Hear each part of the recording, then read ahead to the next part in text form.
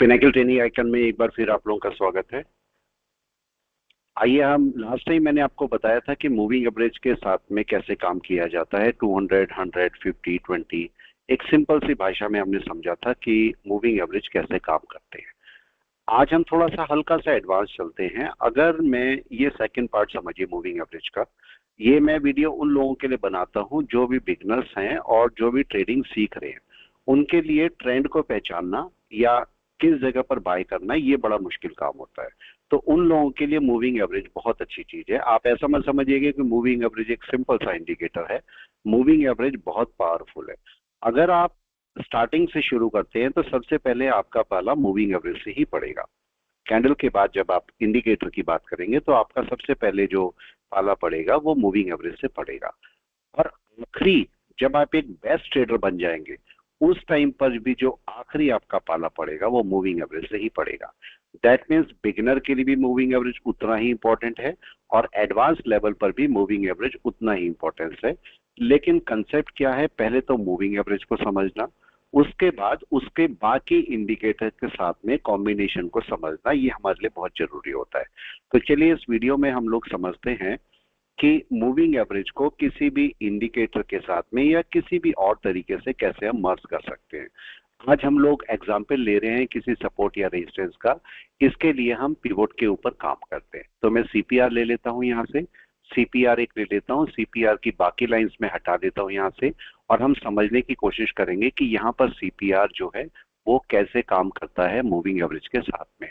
Last time आपको याद होगा मैंने मूविंग एवरेज लगाए थे 200 के, मैंने मूविंग एवरेज 200 का लगाया था। तो मैं बाकी बाकी जितने मूविंग एवरेजेस हैं वो सारे वैसे ही लगा देता हूँ।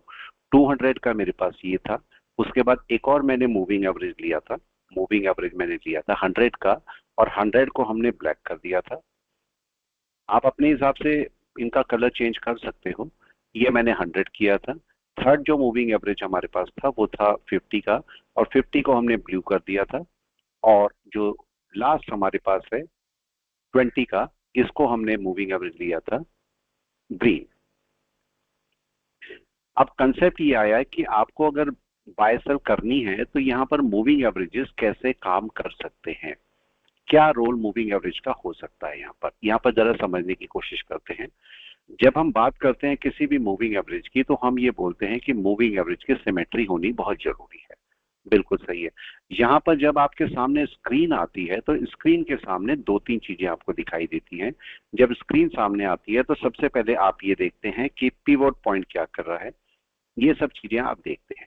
लेकिन आपको किस पर पहले ध्यान देना है, आपका फोकस मूविंग एवरेज पर होना चाहिए। आपका फोकस मूविंग एवरेज पर होना चाहिए बजाय पिवोट के। पहले मूविंग एवरेज की सिमेट्री आपको समझनी होगी कि मूविंग एवरेज की सिमेट्री क्या है। फॉर एग्जांपल, मैं यहाँ पर दो चीजें देख रहा हूं, और पहला पार्ट क्या है, पहला पार्ट है ये मूविंग एवरेज की सिमेट्री, और नंबर सेकंड पर आता है पिवोट। ध्यान से समझ लीजिए, नंबर फर्स्ट पर आएगा मूविंग एवरेज और इनकी सिमेट्री, और नंबर सेकंड पर आएगा कोई भी इंडिकेटर, शायद चाहे वो पिवोट ही क्यों ना हो। ठीक है, तो वो दूसरे नंबर पर आएगा।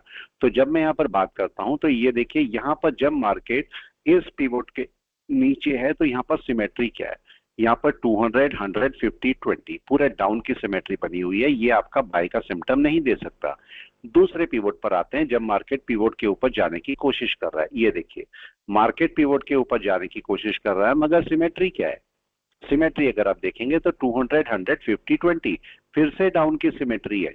ये मार्केट तब तक बाय नहीं दे सकता जब तक ये 200 के ऊपर ना चला जाए, या मिनिमम से मिनिमम 100 के ऊपर ना चला जाए। हमारी बाय 100 के ऊपर या 200 के ऊपर होती है। 100 के ऊपर भी आप बाय कर लेते हो, 200 के ऊपर भी बाय होती है, लेकिन कुछ कंडीशंस होती है, उन कंडीशंस को हमें फुलफिल करना होता है। तो अब यहाँ पर आगे आते हैं, ये अगला वाला पिवोट है। अगले वाले पिवोट पर हम देखते हैं तो मार्केट यहाँ पर रुका रहा, तब तक सिमेट्री नहीं थी। लेकिन थोड़ी देर बाद हमने देखा कि पिवोट के ऊपर ही मार्केट था और इसने 20 ने 50 को क्रॉस कर लिया। हम फिर वेट करते रहे और हमने देखा ये 20 ने 100 को भी क्रॉस किया। अगर मार्केट नीचे होता तो बहुत अच्छी बाय मिलती, पर चूंकि काफी ऊपर था तो यहाँ से बाय करना हमारे लिए थोड़ा सा मुश्किल पड़ रहा था। हम यहाँ से बाय करने में थोड़ा सा झिझक रहे थे। क्यों झिझक रहे थे, थोड़ा सा हेजिटेट क्यों कर रहे थे? क्योंकि मार्केट काफी ऊपर खुला था। आप यहाँ पर कर सकते थे, एवरेज बाइंग कर सकते थे, लेकिन मैं कभी आपको एडवाइस नहीं करूंगा कि ऐसी जगह पर आप अपना बाय करो, क्योंकि वहां पर आपको दिक्कत हो सकती है। मार्केट अपना गैप कवर करने के लिए नीचे आ सकता है, तो ऐसी जगह हमारे लिए सही नहीं होती। तो हम ऐसी जगह पर हमेशा थोड़ा वेट करते हैं कि मार्केट नीचे आ जाए, तो हम कहीं और देखते हैं। और जब तक मार्केट ऊपर रहता है, इसको भी चेक कर लीजिए, पहले यहाँ पर से बाइंग का पार्ट करते हैं, फिर ऊपर आएंगे। तो ये देखिए दोबारा से मार्केट आया, हम किसी भी जगह पर रैंडम जगह पकड़िए, रैंडम जगह कोई भी यही पकड़ लीजिए। देखो क्या हुआ, यहाँ पर मेरे को कम से कम कहां पर बाय करनी है, जब मार्केट 100 के ऊपर हो तभी मैं बाय कर सकता हूं, या सबसे बेस्ट होगा जब 200 के ऊपर हो। 200 के ऊपर तो सबसे बेस्ट है ही। लेकिन अगर आप एग्रेसिव ट्रेडर हैं तो उस केस में आप 100 के ऊपर भी बाय कर सकते हैं, और अगर आप कूल ट्रेडर हैं तो आप 200 के ऊपर बाय करिए, वो सबसे अच्छा होगा। तो हम यहाँ पर देखते हैं कि जब हम सिमेट्री बनाते हैं तो हमें कभी भी ऐसी जगह पर बाय नहीं करना है जहां पर मार्केट पिवोट के तो ऊपर जा रहा हो, मगर कम से कम 20 जो 50 को मिनिमम से मिनिमम क्रॉस ना करता हो, और मार्केट 100 के ऊपर ना हो, ऐसी जगह पर हम बाय नहीं करेंगे। इस बात को हमें थोड़ा सा ध्यान देना पड़ेगा। मार्केट देखिए नीचे आ रहा है, हमें सिमेट्री का ध्यान रखता है। यहाँ पर से देखिए मार्केट पिवोट के ऊपर गया मगर सिमेट्री नहीं है अभी, तो मैं वेट करूंगा। मार्केट ऊपर ही रहा, अगले दिन 6 तारीख को भी देखिए ऊपर ही खुला मार्केट, लेकिन यहां पर क्या हो रहा है, 20 देखिए ऊपर जा रहा है। मार्केट यहाँ पर साइडवेज बना, लेकिन मार्केट में मूविंग एवरेज ऊपर जा रहा है, और इसने 50 को क्रॉस किया और मार्केट 100 के ऊपर था।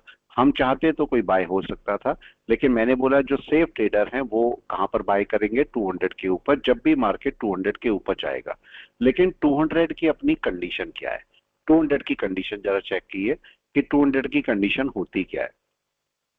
मार्केट के अंदर हम यहाँ पर 200, जैसे ही मार्केट 200 के ऊपर जाएगा तो आपका 20 का मूविंग एवरेज कहां पर होना चाहिए जो सबसे बेस्ट होगा। 20 का मूविंग एवरेज किस जगह पर हो जिससे आपको सबसे अच्छी बाय मिले। अगर मार्केट जहां पर भी क्रॉस करेगा, अगर ये 200 को क्रॉस कर रहा है तो 20 का मूविंग एवरेज 100 को क्रॉस करके इस 200 के आसपास कहीं होना चाहिए, तो आपको एक बहुत अच्छी बाय मिलेगी। आप ये कहीं पीछे भी देख सकते हो, छोटे टाइम फ्रेम में भी, बड़े टाइम फ्रेम में भी, कहीं पर भी आप जाके देख सकते हो कि आपको बाय कब मिलेगी। ये देखिए मार्केट कई जगह सिमेट्री नहीं भी बनाएगा। एक बात मैंने आपको पिछली बार ये बताई थी कि बाय की सिमेट्री क्या होती है, 20 सबसे ऊपर होगी, 50 उसके नीचे होगी, 100 उसके नीचे होगा, 200 उसके नीचे होगा। इसका मतलब जब तक 20 ऊपर नहीं आ जाएगा तब तक आपकी बाय होगी ही नहीं। किसके ऊपर, या तो 100 के ऊपर आप बोलते हैं एग्रेसिव ट्रेडिंग के लिए, या फिर 200 के ऊपर एक कूल ट्रेडिंग के लिए।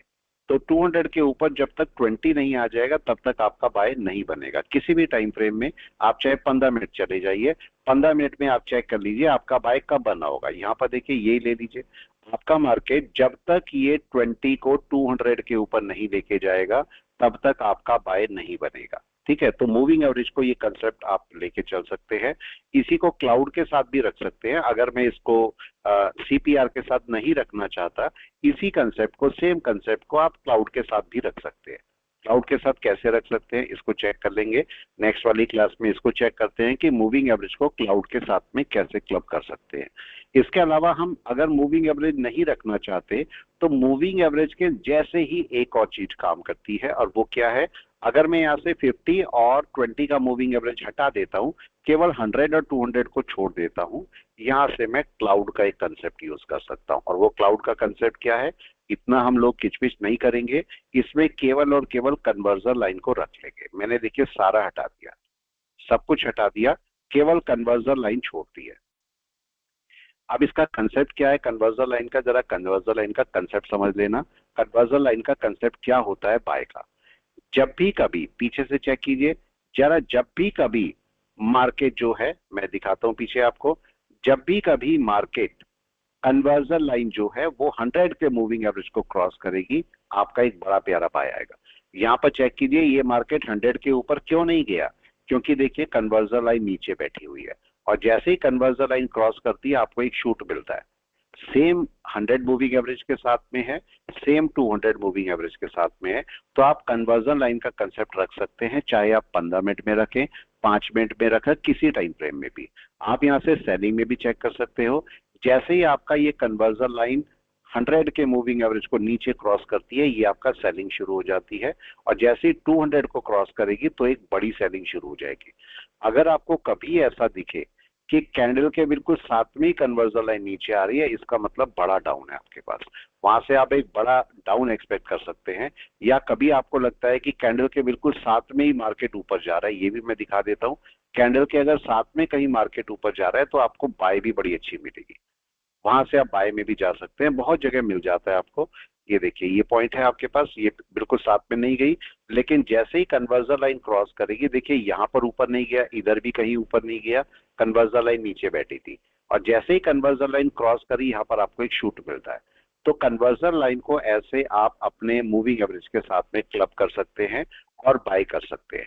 तो कन्वर्जन लाइन को या मूविंग एवरेज को कहां कहां क्लब किया जा सकता है, इस बात को समझने की कोशिश करते हैं। नंबर एक, आप इसे पिवट के साथ में क्लब कर सकते हैं। पिवट पॉइंट जो होते हैं, इनको साथ में आप क्लब कर सकते हैं। जब भी कभी पिवट के ऊपर मार्केट जाए तो कम से कम 100 के ऊपर होना चाहिए। इसको ऐसे भी समझ सकते हैं, अगर मैं मूविंग एवरेजेस सारे हटा देता हूं, क्लाउड भी हटा देता हूं, और मैं बोलता हूं मेरे को केवल 100 का ही मूविंग एवरेज चाहिए, ऐसे भी लोग लगाते हैं। और मैं देखिए यहाँ पर पिवट ले लेता हूं। पिवट, आप इसको और भी अच्छी तरीके से समझ सकते हैं। एक और तरीका आपका इसका समझने का है मूविंग एवरेज का। अगर आपको पता है मार्केट डायरेक्ट ऊपर नहीं जाता, एन वेव बनाता हुआ जाता है, तो अगर हम ये बोले कि मार्केट अपनी एन वेव को ब्रेक कर रहा है, एन वेव को ब्रेक कर रहा है, इसको भी मूविंग एवरेज से हम बहुत अच्छी तरह समझ सकते हैं। कैसे समझ सकते हैं, जरा इसको चलिए जानते हैं। अगर मार्केट इस हाई को ब्रेक कर रहा है, कभी कभी आपको लगता है कि एक फॉल्स ब्रेकआउट हो रहा है या फॉल्स ब्रेकआउट हो सकता है, तो कैसे पहचान सकते हैं उसको। अगर मार्केट इसके ऊपर है, अगर मार्केट ये ब्रेकआउट कर रहा है या कर चुका है, आपको लगता है कि 100 या 200 का मूविंग एवरेज यहां कहीं ट्रेड कर रहा है, इसका मतलब ये ब्रेकआउट नहीं होगा, सक्सेसफुल ब्रेकआउट नहीं होगा। लेकिन इसी की जगह पर अगर आपको लगता है किसी एन वेव के बिल्कुल पास में 100 का मूविंग एवरेज चल रहा है, तो अगर मार्केट इसके ऊपर आ जाएगा तो एक ब्रेकआउट आपको दे सकता है। तो मूविंग एवरेज कितना दूर है, इस बात से आप पता कर सकते हो। फॉर एग्जाम्पल, एक और एग्जाम्पल लेते हैं। ये सपोज मेरा 100 या 200 का मूविंग एवरेज है, दोनों में से कोई भी आप चेक कर लो। 100 या 200 का मूविंग एवरेज है, और पिवट पॉइंट का आपका ट्रेड कर रहा है यहाँ पर, और मार्केट इस पिवट पॉइंट के ऊपर जा रहा है, तो रूल के मुताबिक तो मेरी बाय होती है। पिवट पॉइंट के ऊपर बाय है, सीपीआर के ऊपर बाय है, सेंट्रल पिवट रेंज के ऊपर बाय है, लेकिन ये बाय नहीं हो सकता क्योंकि मूविंग एवरेज ऊपर है। तो जब कभी भी कोई एनवेव ब्रेक हो रही है या कोई रेजिस्टेंस ब्रेक हो रहा है, उस टाइम पर आप 100 के मूविंग एवरेज को जरूर से चेक करो।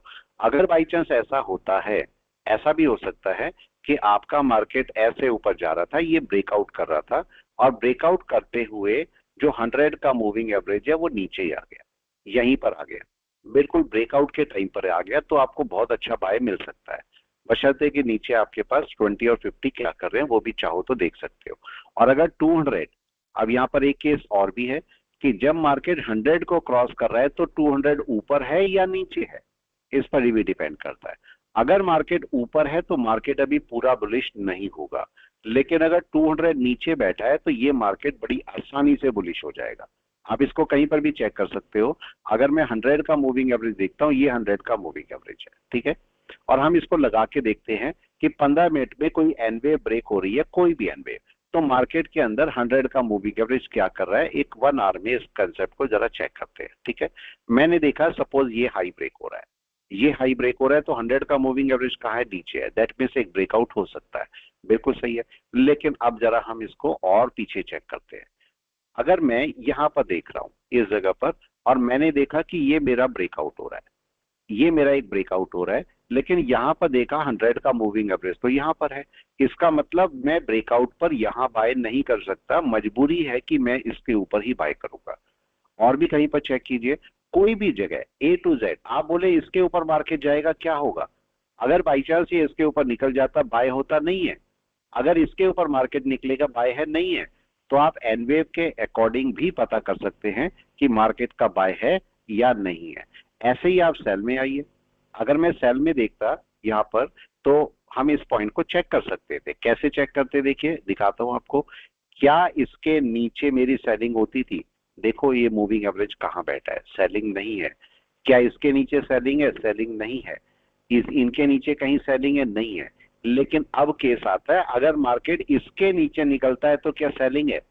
बिल्कुल सेलिंग है, क्योंकि मार्केट 100 के भी नीचे आ गया और मार्केट अब सेलिंग में आ गया। तो ऐसी जगह पर हम आराम से सेल कर सकते हैं। तो जब कभी भी कोई लो ब्रेक हो रहा है या हाई ब्रेक हो रहा है, उस टाइम पर 100 या 200 मूविंग एवरेज को आप बड़े आराम से यूज कर सकते हैं। अगर मैं डे में भी देखता हूं, आप इवन डे में भी चेक कर सकते हो। अगर मेरे को लगता है कि ये डे का लो ब्रेक हो रहा है, क्या मार्केट बड़े टाइम फ्रेम में सेलिंग में नहीं है, क्या इसके नीचे सेलिंग में नहीं है, क्या इसके नीचे सेलिंग में नहीं है, लेकिन अब की बार मार्केट अगर इसके नीचे चलता है तो क्या सेलिंग में है? यस, बड़े टाइम फ्रेम में सेलिंग में आ जाएगा। तो आप मूविंग एवरेज के अकॉर्डिंग भी पता कर सकते हो कि मार्केट अपना सेलिंग में है या नहीं है। किसी भी स्टॉक के लिए आप इसको चेक कर सकते हो। कोई भी स्टॉक जो आपको अच्छा लगता है, इवन आप चलो रिलायंस ले लो, कोई सा भी आप यूज करें, उसमें जाके देखें कि मार्केट क्या कर रहा है। आपका मार्केट अगर इस पॉइंट के नीचे आता है, इस पॉइंट के नीचे, इसके नीचे आता है या इसके नीचे आता है, तो मार्केट रिलायंस सेल में है, क्योंकि 100 मूविंग एवरेज के नीचे आ गया। इसको 1 आवर में देखिए, 1 आवर में मार्केट क्या कर रहा है। 1 आवर में अगर मैं इसको चेक करता तो मैं क्या बोलता, क्या मार्केट इसके नीचे सेलिंग में है? नो। इसके नीचे सेलिंग में है? नो। लेकिन क्या अब सेलिंग में है? यस। अगर मार्केट अब की बार किसी भी लो के नीचे चलता है, फॉर एग्जांपल अगर मार्केट सपोज इस लो के नीचे चलता है, तो मार्केट सेलिंग में होगा, रिलायंस एक सेलिंग में आएगा। इसके नीचे सेलिंग में, इसके नीचे सेलिंग में, ये सारे सेलिंग के पोर्शन है। आप चाहो तो कोई ट्रेंड लाइन लगा सकते हो, ट्रेंड लाइन में मार्केट क्या कर रहा है। फॉर एग्जाम्पल अगर मैं बोलता नहीं मैं तो ट्रेंड लाइन चेक करना चाहता हूं, तो ट्रेंड लाइन अगर मैं लगाता तो ट्रेंड लाइन कौन सी लगती? ये आपको ट्रेंड लाइन दिखाई दे रही है, ये देखिए। मार्केट इस ट्रेंड लाइन के नीचे आ गया और मार्केट अपने 100 मूविंग एवरेज के भी नीचे है। तो ऐसी जगह पर आप आराम से सेल करके चल सकते हैं। छोटी क्वांटिटी सेल कर सकते हैं, क्लाउड के बेस पर तो सेल होता ही है, वो भी मैं बताऊंगा। लेकिन मार्केट में ऐसे आप मूविंग एवरेज के अकॉर्डिंग अपनी सेल कर सकते हैं। ये बात ध्यान रखना है कि मूविंग एवरेज कितना दूर है, कैंडल से कितना दूर ट्रेड कर रहा है, उतनी बाय के चांसेस कम होंगे। फॉर एग्जांपल आप यहां पर देख रहे हैं जो कैंडल है, उससे मूविंग एवरेज बहुत दूर है। इसका मतलब इस हफ्ते बाय आना बहुत मुश्किल काम है, नहीं आएगा। अगले हफ्ते देखिए मार्केट क्या करता है। नेक्स्ट वीक आया और मार्केट अगर थोड़ा पास में आ गया है, बाय के चांसेस बन रहे हैं, और जैसे ही मार्केट हाई को क्रॉस करेगा तो अपना बाय बना लेगा। ये छोटे टाइम फ्रेम, बड़े टाइम फ्रेम किसी पर भी आप चला सकते हैं, इवन 15 मिनट में भी चला सकते हैं। अगर आप चेक करते हो ये लो ब्रेक होता है, सपोज कल की बात है, ये 26 तारीख की, अगर कल ये लो ब्रेक हुआ तो क्या मार्केट 100 के नीचे है? यस। क्या आप सेल कर सकते हो? यस, आप सेल कर सकते हो। अगर सेल किया होता तो आपको ये प्रॉफिट दिखा भी होता। तो 100 के नीचे, कम से कम 100, यहाँ पर अगर मैं 200 भी लगा के दिखाऊं तो आप 200 भी इसी में आ जाएगा। लेकिन मैं ये बोलता हूं 100 के ऊपर आप बाय कर सकते हैं या 100 के नीचे सेल कर सकते हैं। अगर मैं ब्लैक को 200 कर देता हूं, ये देखिए, ये 200 है और ये 100 है। तो जब मार्केट इस लो को ब्रेक कर रहा है तो 100 के नीचे है मार्केट, आराम से आप सेल कर सकते हैं। और अगर ज्यादा आप कूल ट्रेडर हैं तो आप 200 के नीचे सेल कर सकते हैं। इसको दूसरे तरीके से भी समझ सकते हैं कि जब तक मार्केट 100 और 200 के ऊपर ट्रेड कर रहा है तब तक मार्केट बुलिश है। लेकिन जैसे ही मार्केट 100 के नीचे आता है तो मार्केट की बियरिशनेस शुरू हो गई। लेकिन एक बात का ध्यान रखना, ऐसा नहीं होगा कि मार्केट 100 के नीचे आया और गिर गया, ऐसा नहीं होगा। मार्केट यहाँ पर अपनी एन वेव बनाता रहेगा, धीरे धीरे धीरे धीरे करके नीचे आता रहेगा। अगर मार्केट लो ब्रेक करता है तो आप सेलिंग कर सकते हो, और अगर कूल ट्रेडर हो तो 200 के नीचे एक बड़ी सेल लेके जा सकते हो। हम लोग ऐसा भी कर लेते हैं कि अगर मार्केट यहाँ पर 100 के नीचे सेलिंग में आता है तो हमारा टारगेट 200 होता है, इसको भी हम चेक कर लेते हैं। तो बहुत सारे और तरीके हैं। आप कोई ऑसिलेटर लेना चाहते हो, आप ऑसिलेटर के थ्रू भी नीचे चल सकते हो। कोई इंडिकेटर आपको नीचे लग रहा है, ठीक है, ऑसिलेटर के साथ में, वो भी आप लगा के चेक कर सकते हो। जैसे फॉर एग्जांपल आप बोलो नहीं मैं तो एमएसीडी लगाता हूँ, मैं तो एमएसीडी का यूज करता हूँ, चलिए एमएसीडी देखिए। एमएसीडी क्या करने वाला है, क्या आपका मार्केट, ये देखिए 100 के नीचे है, ये आपका सेलिंग में ही है, ये बाय में जाने की कोशिश की है मार्केट ने, 100 के ऊपर नहीं गया और मार्केट वापस नीचे, और ये आपकी पूरी सेलिंग। ऐसे भी आप चेक कर सकते हो, बड़े टाइम फ्रेम में जाके चेक कर सकते हो मार्केट को, बड़े टाइम फ्रेम में क्या कर रहा है। जब भी कभी मार्केट 100 के ऊपर जाता है, आप यहां से चेक कर सकते हो, जब भी 100 के ऊपर जाएगा एमएसीडी जीरो लाइन से ऊपर होनी चाहिए, और अगर जब भी 100 के नीचे आएगा या 200 के नीचे आता है तो एमएसीडी नीचे होनी चाहिए, तो मार्केट सेलिंग आएगा। तो आप ऐसे पता कर सकते हो। तो मूविंग एवरेज के बहुत सारे वर्क है, आप धीरे धीरे इसको करना शुरू करोगे तो आपको चीजें समझ में आएंगी कि कहाँ से किसी ट्रेड को उठाया जाता है और मूविंग एवरेज के साथ में उनको कैसे क्लब किया जाता है। तो ये वीडियो देखने के लिए थैंक यू। ये छोटा सा वीडियो है जो मूविंग एवरेज के ऊपर बनाया है मैंने। अगली वाली वीडियो में कुछ और कवर करेंगे, मूविंग एवरेज से थोड़ा आगे चल के थोड़ा सा एडवांस कवर करेंगे। तब तक के लिए थैंक यू, थैंक्स।